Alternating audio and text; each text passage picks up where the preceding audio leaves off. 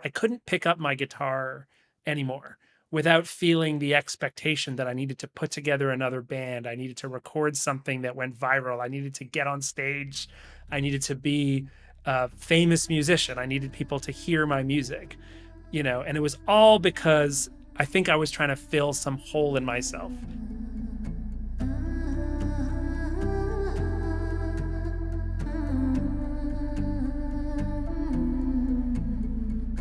Hello and a warm welcome to the Stories We Tell.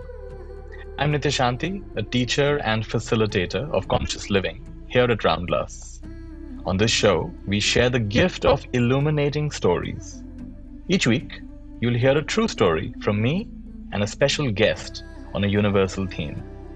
Stories of self-acceptance, overcoming inconceivable odds, embracing change, and recognizing our limitless nature while honoring our humanity. Today's theme is ego. On our path towards enlightenment, we are inevitably going to wrestle with our own egos. While some strive to be free of ego at all times, this is easier said than done. Still others confuse ego with self-esteem. If you fight for compensation at work or equality in a relationship, is that your ego running wild? Maybe we should be asking the larger questions when it comes to ideas of self. What is your sense of self tied up in? How do you define your own worth? And how do we avoid the temptation of acting purely out of self-interest? I'd like to share a couple of stories from my life experience. When I was 23 years old, I ordained as a monk and I went to Northeast Thailand. The process of becoming a monk in the tradition, you don't just become a monk without getting your parents' permission. It took me about 3-4 months to get my parents to give me their approval. And then I went to this monastery called Wat Pa Nanachat, an international forest monastery. A few months in, we went to a remote forest where we were going to spend the summertime. It took about 3 days of walking to get there. And while I was there, I noticed a very strong voice emerge within me, really challenging what I was doing with my time there. Had I really come there out of genuine wish to grow spiritually, or was I running away from my responsibilities? I noticed that in order to come to Thailand, I needed to get a two-way ticket. So the date of expiry of that ticket was approaching.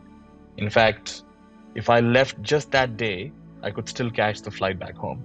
And I noticed this big voice of doubt coming up within me saying that I was being very selfish, to leave my parents behind, leave my younger brother behind, and just focusing on what I wanted. And I went through 4 or 5 hours of deep inner conflict where I really challenged myself and questioned myself, and I wasn't sure of myself. And I think the only thing that got me through that was just pure resilience, just bearing it and not allowing myself to be swept away by those strong thoughts. And I'm so grateful that I was able to get through that, because it led to 6 years of powerful experiences, practicing with wonderful teachers and having wonderful companions.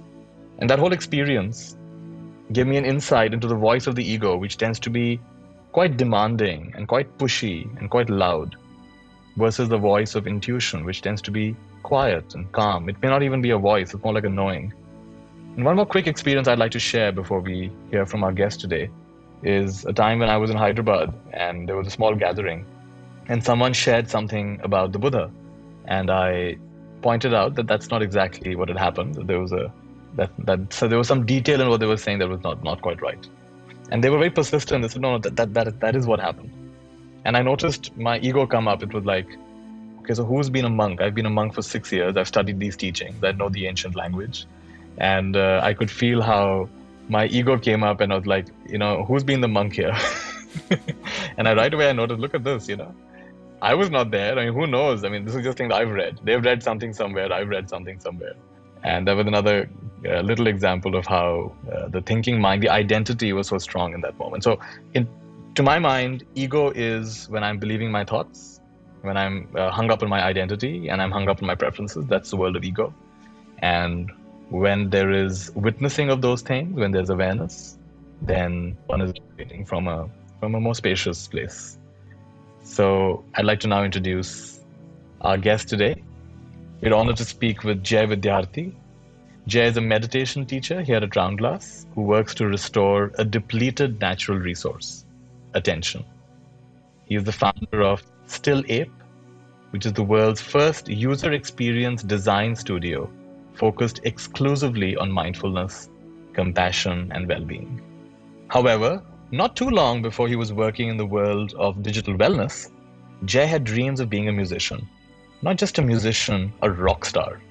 He dropped out of college in his early 20s to tour with his band, but soon Jay found out that his rock star expectations were more about feeding his ego than putting art into the world. Jay, warm welcome. Thanks, Nithya, and thank you for sharing your story. Yeah, let's start from the beginning. It's funny, I even feel my self-awareness and ego kind of prickle at the word rock star. It just feels like there's like a tinge of like awkward like shame or something, and then I noticed that and I let it pass, but it's like it's still there, and it's really funny. But right from the beginning, my parents, actually my mom, you mentioned Hyderabad, my mom grew up in Hyderabad, my parents grew up in India, immigrated to Canada, and when I was just before a teen, like maybe 11 or 12 years old, they put me in piano lessons. And I remember I went to some lady's house and she showed me the scales and the keyboard, and I hated it. Like, it was just super boring. I didn't understand why we were doing it, and basically begged my parents to let me quit. And so I quit that, and that was around 11 or 12. And I basically concluded, which you'll find out soon was an error, but I concluded that I was not a musical person. That was my conclusion from that. Being 11 and 12 and being naive, like I was like, here's music. I tried it. Not for me. I'm not a musical person. And so what that led is I went into school, and when I was in high school, I declined opportunities to join bands, like the school band. I didn't really want to take the music classes or anything like that. I was just like, I've tried that. It's not for me. I thought that was the end of it, but in my late teens, there was some music that I had heard from a particular artist that just, it moved me. I really loved it. And it was guitar-driven music. And so on a whim one day, unknowing you sort of pointed out this, unknowing the way that this decision would affect the trajectory of my life, I went on the early internet, found a used, classical guitar for $90 or something, and I went and I bought it, and I brought it home. And I took to it like a fish to water. And there was no one telling me to practice scales or chords. I was learning my favorite songs. I remember learning one of my father's favorite songs and playing it for him. And I just remember him being like, whoa. And there's this first taste of that feeling of like connecting with people through music. And so I continued to play. And honestly, I don't think I ever thought of it as practice. It was really just fun. It was just something I did because it was a fun release and I loved the sound.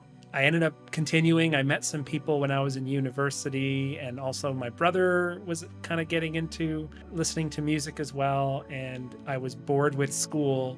And so we started to play a lot of music, and we started to get a little bit of a following in Montreal where we were. And so I dropped out of school, and even worse for my traditional Indian parents who were pulling their hairs out at this decision, I convinced my brother to drop out of school too, to be the drummer in the band. And so it was, we were cut off, let's put it that way. We played music, we toured for a while, and we absolutely had ego-driven dreams of being on bigger and bigger stages. And it was seeming to happen. We were getting bigger following, we were playing bigger shows. And then it all spectacularly vanished. Like, we recorded our album, we started to get in ego battles with each other, and the shows weren't getting as big as they wanted to be, and we weren't very good at the division of labor.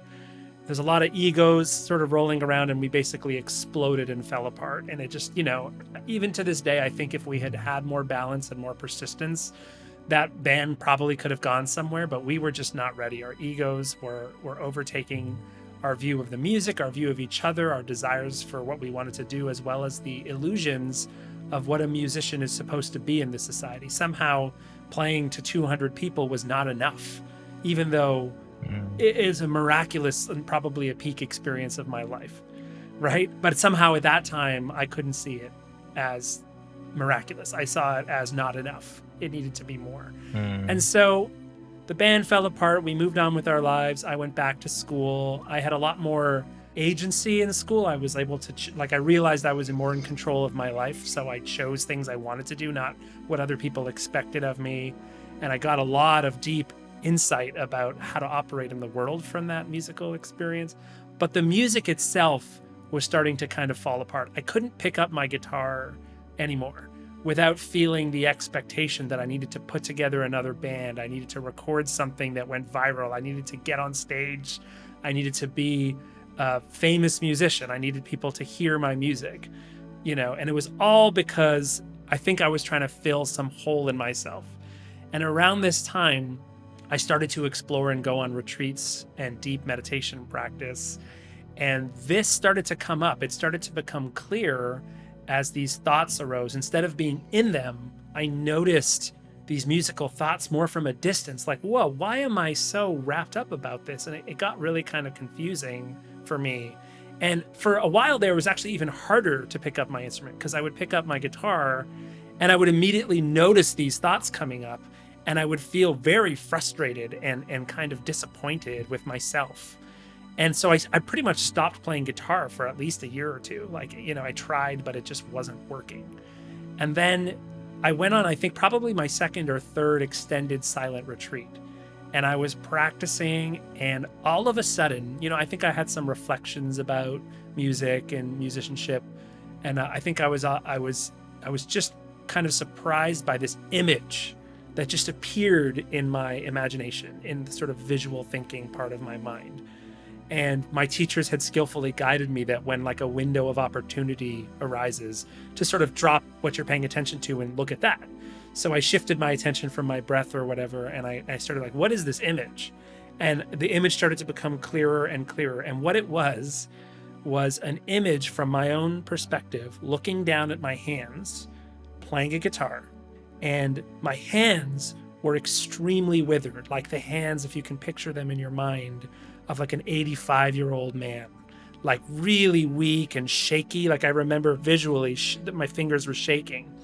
And I watched myself try to form what any guitarist will know is a G chord, like a certain position of your hand that requires you to sort of stretch your hand across the fretboard.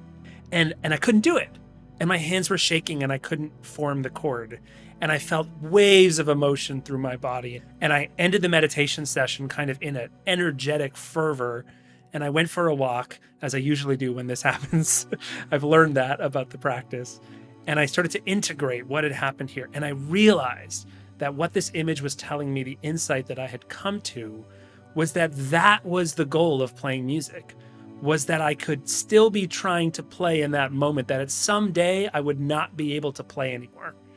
And that if I could just practice and play and enjoy for the sake of the sound and the gift it is to play music, it wouldn't matter what I recorded or what I played. It was a personal pursuit for me, and music shifted in that moment to be a part of my spiritual practice as a part of my professional pursuit.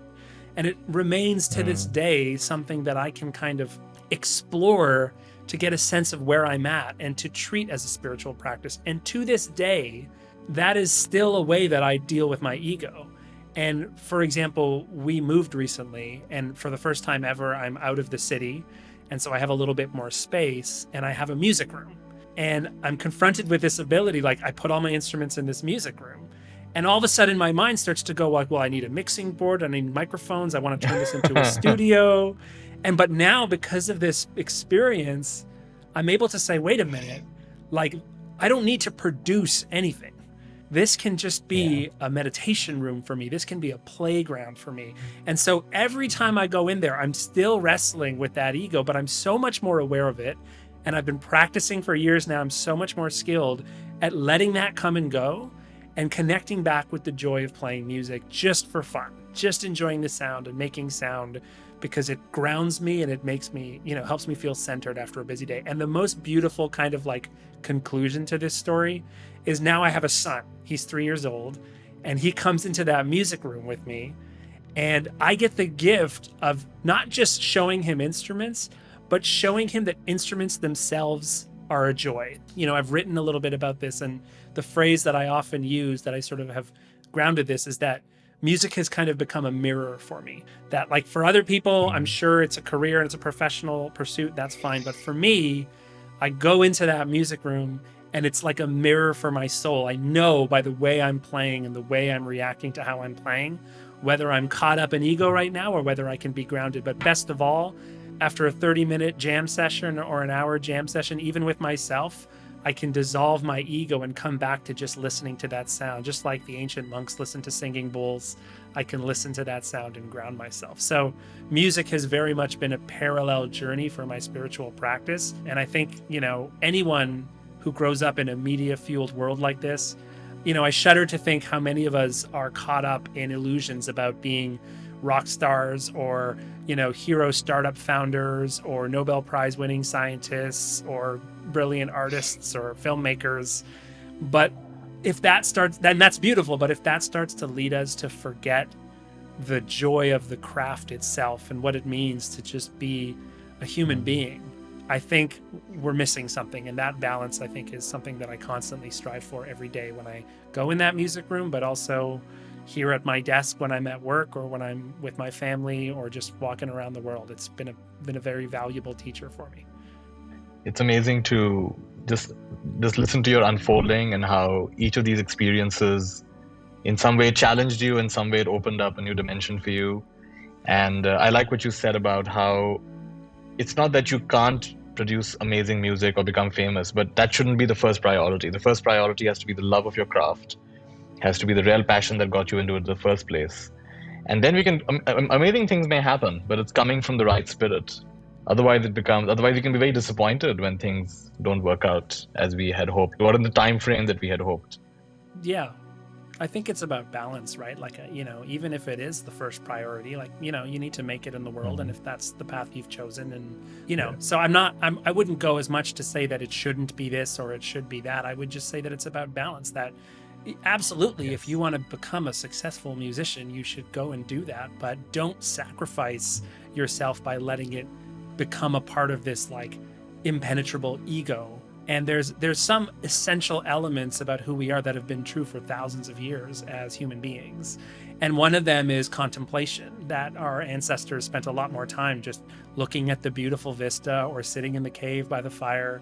They didn't have all the devices, like they weren't browsing their feeds. There's not much to do. So you try to get food, you try to stay safe, you try to stay warm. And once you're there, you just sit. And that's what our ancestors did. And the other thing they did was sing and dance around the fire. And there was no audience. There was no audience performer divide. It was just so fundamentally, music is a part of who we are. And that practice is tens of thousands of years old. And the practice of recording music is 100 years old.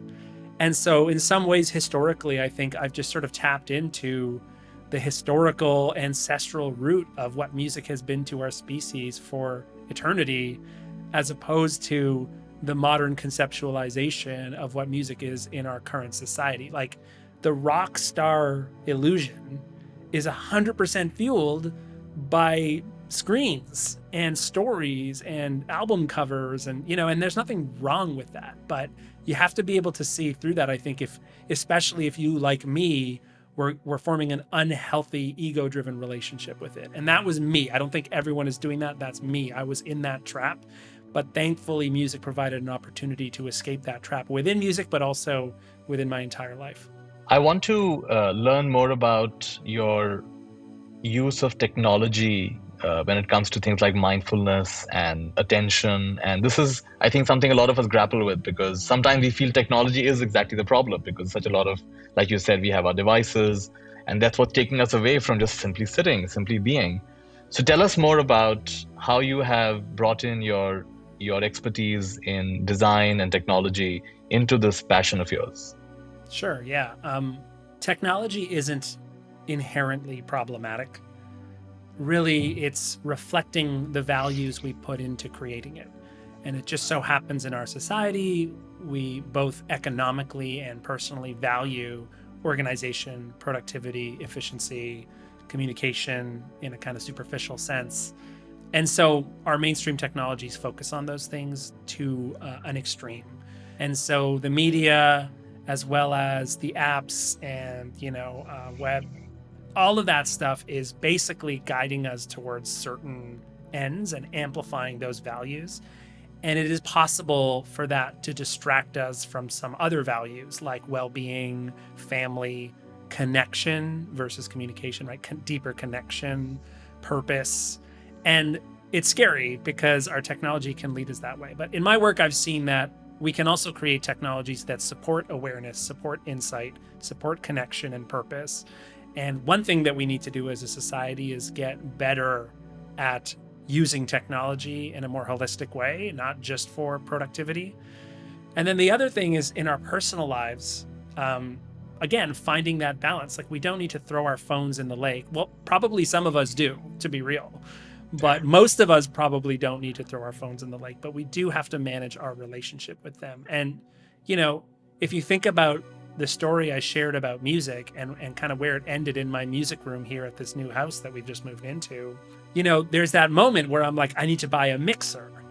I need to buy microphones, right? And that's a certain technology that for me personally, not for everyone, but for me personally, is going to feed the ego side of my music, because I'm going to start trying to produce and share things online, and I'm going to get depressed when they only have 10 listens, and it's not going to be a good thing.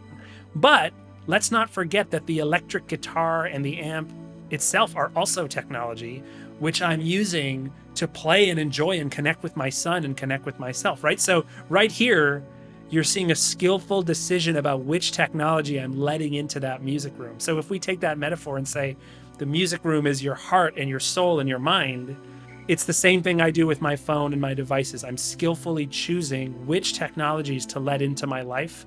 And I think these practices like mindfulness and compassion are essentially activist, which is the word I use, but they're essential to this journey, because you can't make those skillful decisions if you can't discern the effect these technologies are having on you. So if you haven't experientially noticed that looking at your phone in bed is disrupting your sleep, you're not going to be motivated to do anything about it. But when you start these practices, you start to see clearly, oh, the nights that I tend to browse TikTok before going to bed are the nights when I can't sleep. I need to do something about that. And that's where, the motivation comes from. So that discernment, that intentional decision-making, and the choice of which technologies we let into our body, mind, and heart. Tell us a little bit about Sonic Cradle.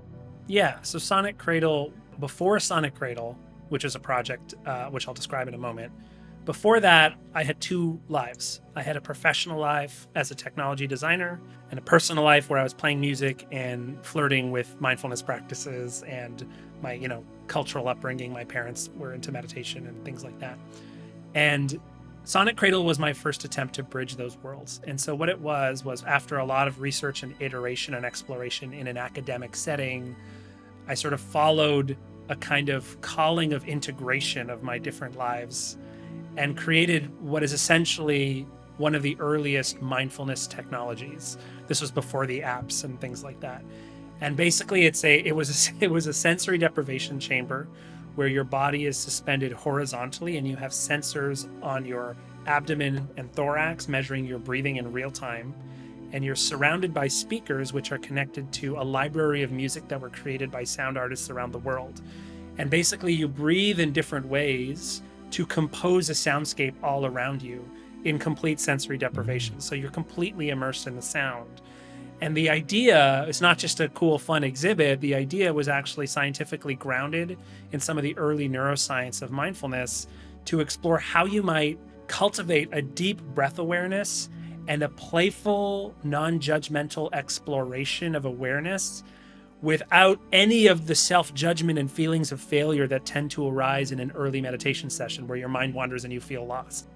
I'd like to now inquire into the idea of attention activism. Please tell us about that and what inspired it and your work around that. Yeah. So as you've heard, I'm bridging these worlds of technology and mindfulness, and it's a rare combination I've found.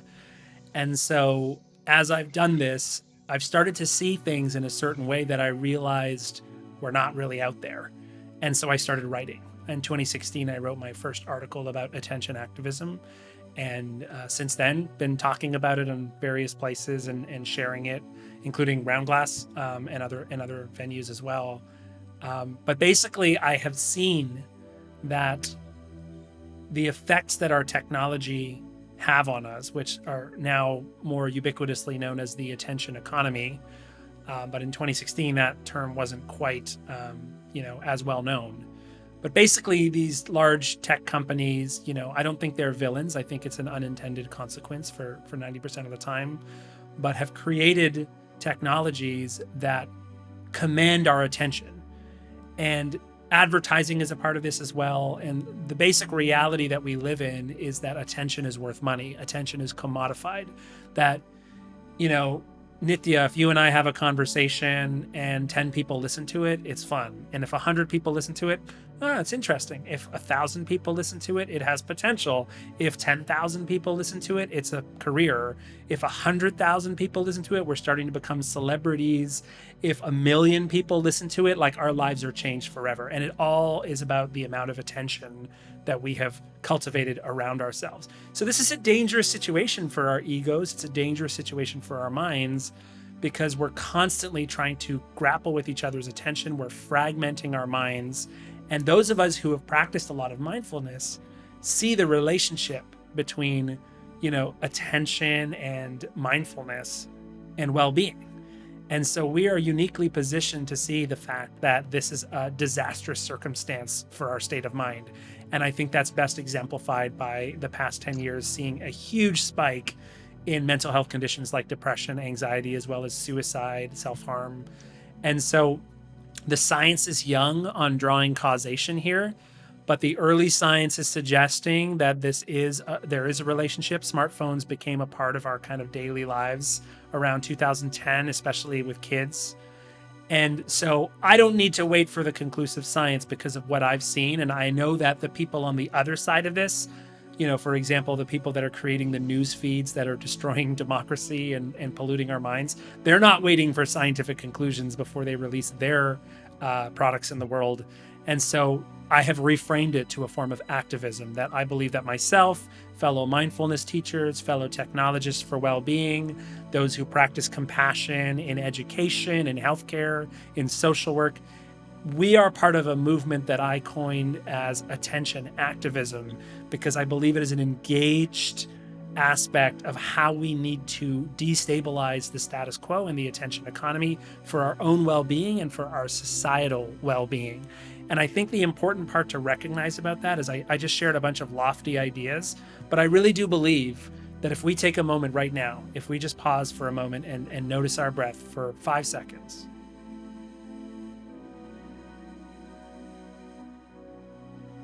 I believe that moment is a form of activism.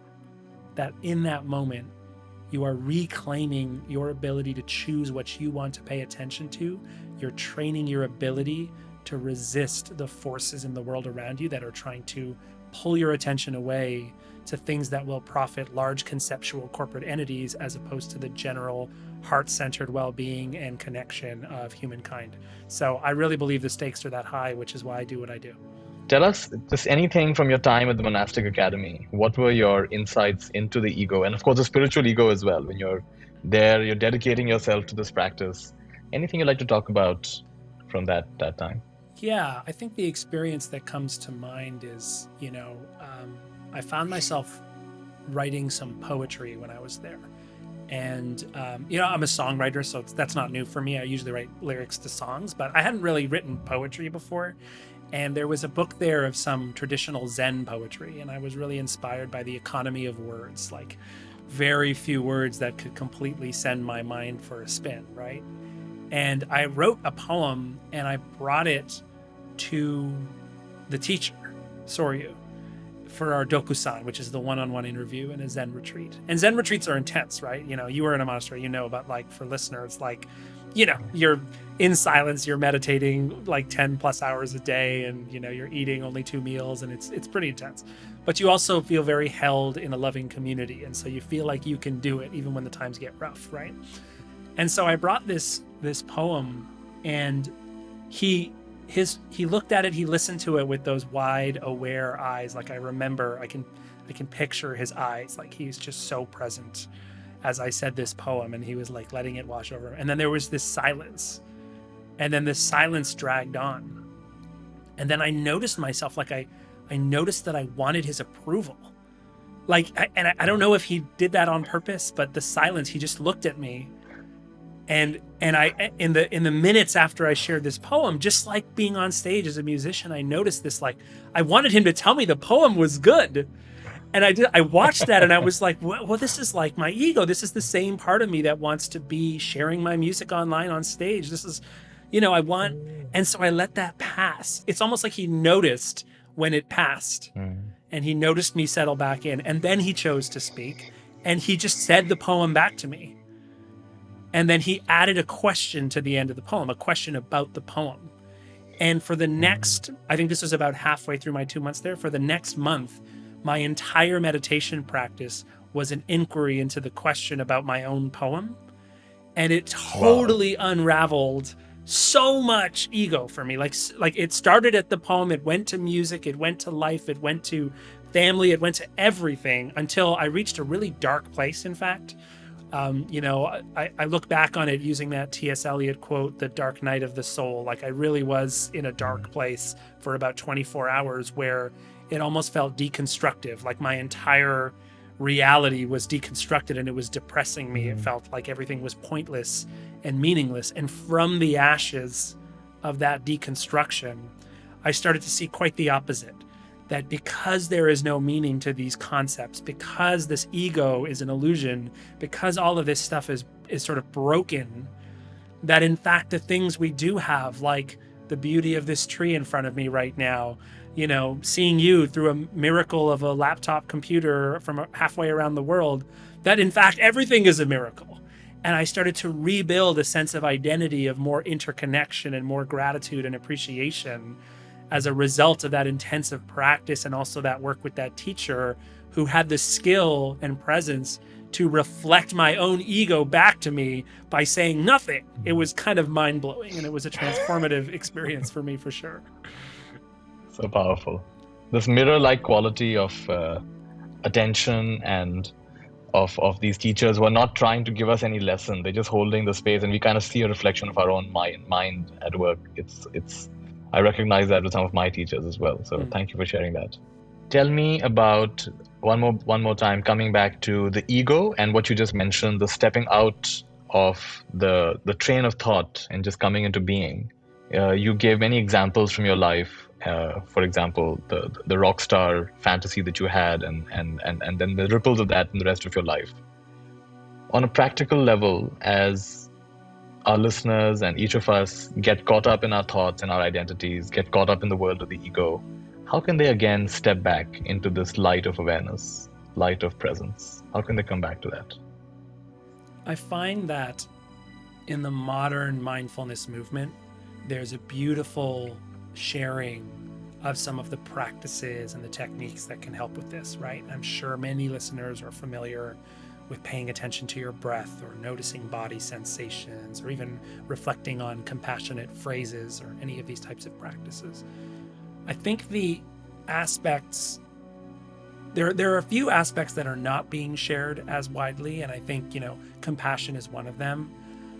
But I think another element that I think we need to get better at sharing, and that I would invite any listener to consider, would be effortlessness. That there is a sense that, like, what it means to be effortless means to relax. But in fact, the way I think about effortlessness, it means to accept, to not try to change anything about what you're experiencing. And sometimes the biggest obstacle to stepping out of that river of thinking and getting some space from it is the fact that we're trying so hard to step out of it. And that when we're in it, we're resisting it. We're trying to stop the river altogether. But in fact, taking a lighter, gentler touch with a bit of self-compassion, we find ourselves saying, let's watch those moments when we're out of the river. Let's watch the moments when we're in the river, and not try to force this and let it percolate, because fundamentally, awareness is who you are.